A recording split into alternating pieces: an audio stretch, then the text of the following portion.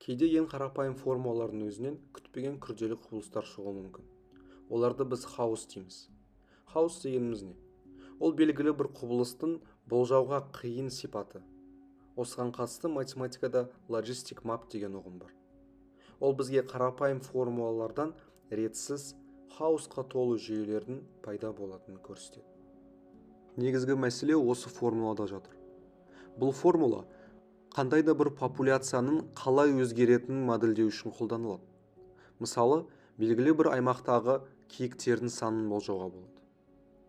Бұл жердегі xn ол бөлшек түріндегі популяция мөлшері. Ол 0 мен 1-дің арасында жатыр. Яғни 0 ол киіктердің жоқтығын көрсетеді, ал 1 ол киіктердің ең максималды санын көрсетеді.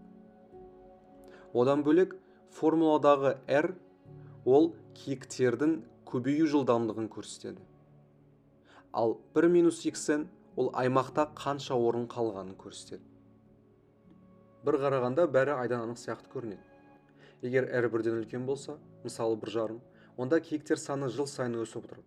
Және бір нүктеде ол тұрақтанады. Себебі аймақ шексіз емес. Ал егер R 1-ден кіші болса, мысалы 0,5, онда популяция жыл сайын жартыға азаяды да, ең соңында ол жойылады. Бірақ егер біз R мәнін тереңірек зерттей бастасақ, онда бұл қарапайым модельдің күтпеген сипатын көре аламыз. Бұл формуланың қалай жұмыс істейтінін визуалды түрде бағалау үшін математиктер cobweb diagram, яғни өрмекші диаграммасын қолданады. X осінде популяцияның қазіргі мәні, ал Y осінде келесі мәні. Парабола ол біздің формуламыз, ал түзу сызық ол тепе-теңдік сызығы. Парабола сол түзуді қиған нүктеде популяция тұрақтылыққа ие болады. Ал мына өрмекшінің ізі сияқты сызықтар популяцияның уақыт бойынша қалай өзгеретінін көрсетеді.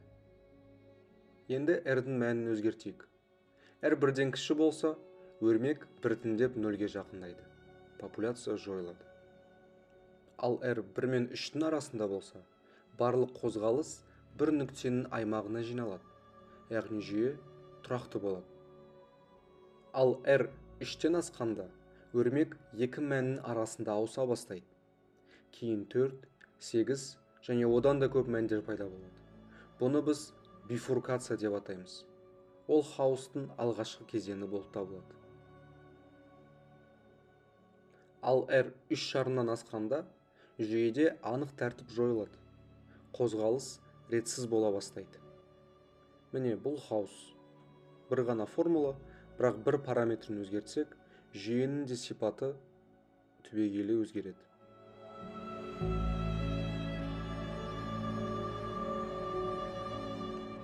Ендігі бифуркациялық диаграммаға қарайық.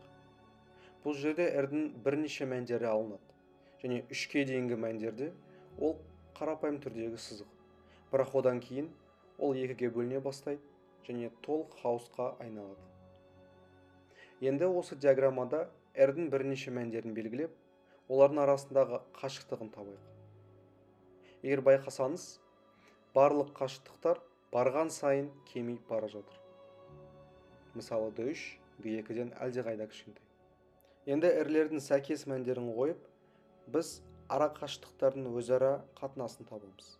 Мысалы D1 мен D2-нікі ол 4,10 7514.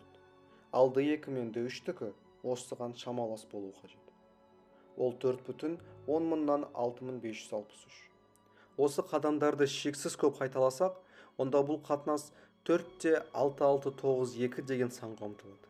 Бұл сан Фейгенбаум константасы деп аталады. Оның ерекшелігі ол басқа да модельдер мен физикалық жүйелерде кездеседі. Яғни ол хаосқа толы әрбір жүйеде кездесуі мүмкін.